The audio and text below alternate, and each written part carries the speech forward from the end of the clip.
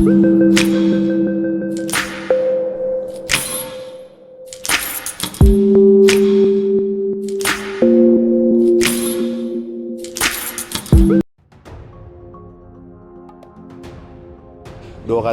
lebih sikit muka surat yang dibaca oleh semua pihak.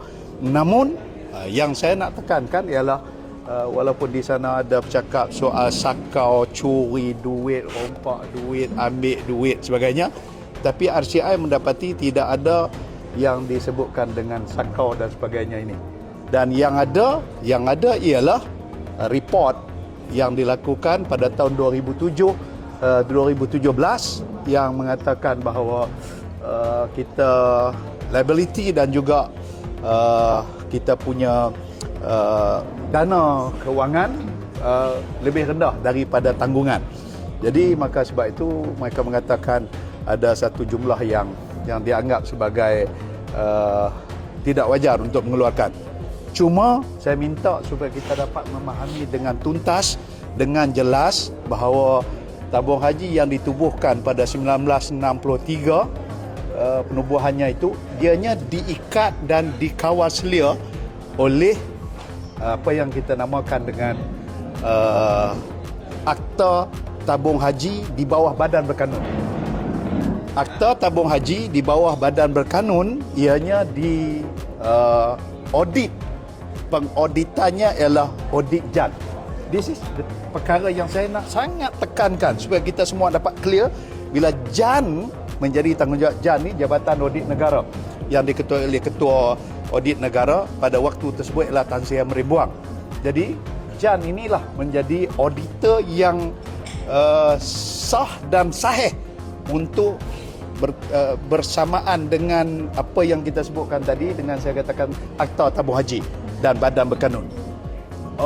Maka pegangan kita tabung haji dan pegangan pihak pejabat menteri dan lembaga tabung haji ialah satu pegangan di mana kita mestilah mematuhi audit JAN. Dan saya nak sebutkan sejak daripada saya berada di institusi tadi 2009 sehingga sampai 2017, sebab pengauditan sehingga sampai Disember 2017. 2018 tu tak sempat dah sebab dah pilihan raya bulan Mei yang saya sebut awal.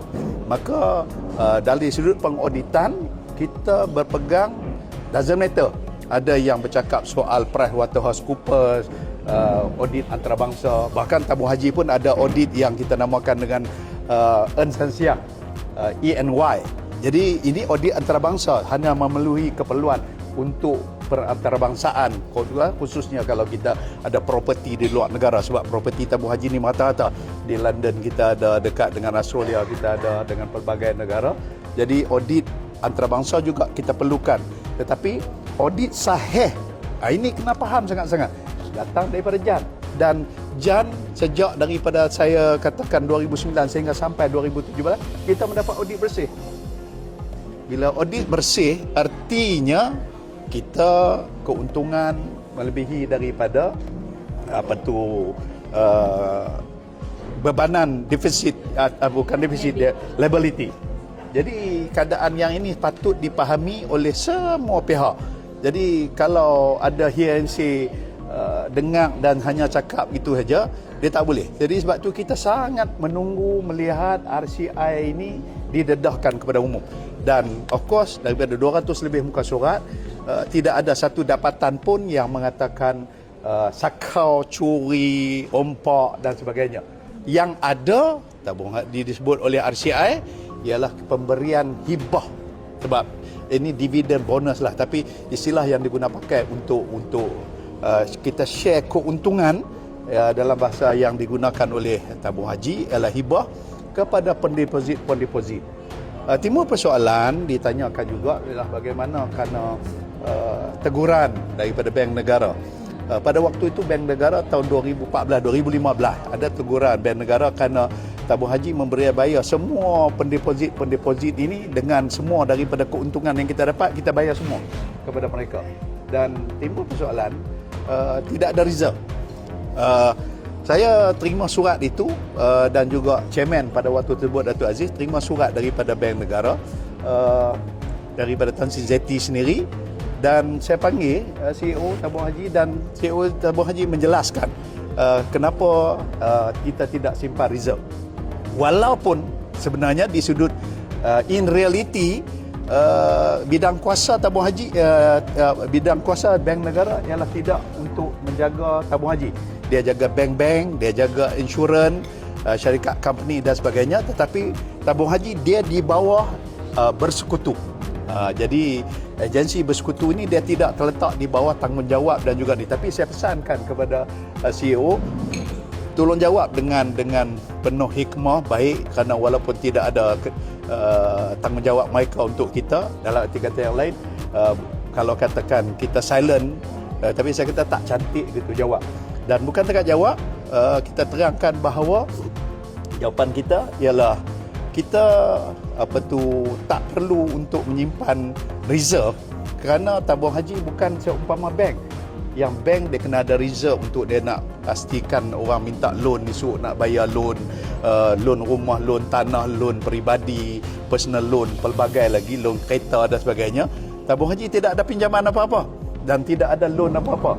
Sebab kalau nak minjam pun kena pergi kepada bank Islam, walaupun itu anak syarikat. Jadi kalau kita dapat fahami yang ini, kita dapat menuntaskan ataupun kita dapat satu keterusan yang jelas tentang operasi yang berkaitan tabung haji. Dan untuk kenapa kita tidak menyimpan dia punya reserve tadi ialah kerana kita rasa ini sumbangan daripada pendeposit, kita pulangkan balik.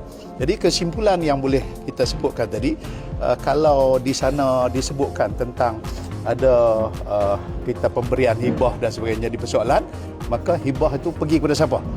Dia tidak pergi kepada mana-mana ahli lembaga, tidak pergi kepada pihak-pihak yang lain, melainkan dia dipulangkan hibah itu kepada pendeposit dan juga dipulangkan dalam bentuk bantuan subsidi menunaikan ibadah haji. Jadi ada orang saya terbaca banyak dalam media sosial ni, dia kata yang sakau tu ialah yang pergi buat haji dengan yang apa tu, yang pendeposit lah. Kamu yang nyimpan semua ni. Okey? Adakah Datuk Seri sedia untuk disiasat kalau lepas ni? Dia bukan sedia disiasat. Kalau dah dalam aturan memang kena, kalau disiasat lah. Tapi habis dulu, bila ni sebenarnya 2018 itu memang tiap-tiap hari kena siasat pun. Lepas dari sebelum RCI pun dia siasat, dah siasat dah pun. Tapi kalau nak siasat tak apalah. Takkan pula kita nak lari pula kan. Saya rakyat Malaysia nak pergi luar negara. Datuk Seri, antara syur RCI tu yang mengatakan kuasa menteri terlalu besar, Datuk Seri, betul tak? Saya fikir gini ya. Dia sebenarnya ini pun kena clear, rakam elok. Dia saya melihat bahawa saya sangat clear dalam tajuk yang berkaitan dengan tabung haji ini. Sebab saya mungkin ada previous punya permasalahan, lalu tabung haji telah meletakkan satu garis pandu good governance. Tabung haji telah meletakkan satu garis pandu oleh pihak kerajaan, di mana menteri tidak boleh meluluskan sebarang permohonan, sebarang permintaan, tidak boleh menjual harta, tak boleh membeli harta, tak boleh sewa dan sebagainya, tak boleh. Melainkan saya ulang, melainkan dia mendapat syur daripada lembaga tabung haji. Dan lembaga tabung haji pula dia tidak boleh melakukan cadangan-cadangan tertentu, melainkan setelah dilihat oleh risk management, satu grup risk management yang tengok balik, satu grup yang tengok pelaburan, tim untuk grup pelaburan, dan paper-paper ni diberikan perhatian. Dan sepanjang pentadbiran kita kalau dalam ahli lembaga, sebab ahli lembaga saya ni ahli lembaga yang agak mantap. Saya katakan KSP ada dalam tu, Tan Sri Irwan, dalam tu ada Tan Sri Pandi Ali, pejabat AG dulu, dalam tu ada Tan Sri Syukri, banyak lagi lah Tan Sri Syukur dalam bidang fatwa. Sebab kita nak tengok ini patuh syariah ke tak. Tolong fahamlah bahawa penyimpanan di tabung haji, kita tidak boleh semua kaunter-kaunter pelaburan kita masuk, sebab dia ada patuh syariah. Jadi Tan Sri Syukur ada dalam tu. Jadi kalau kita tersilap tekan sikit tabung haji, udahlah kaunter kita terhad. Kita tak boleh pergi beli hak yang atas genting punya tu, kan? Tak boleh, kan? Jadi tak boleh beli pula yang hak kedai-kedai minum-minum pening kepala apa semua ni. Jadi kalau gitu, kaunter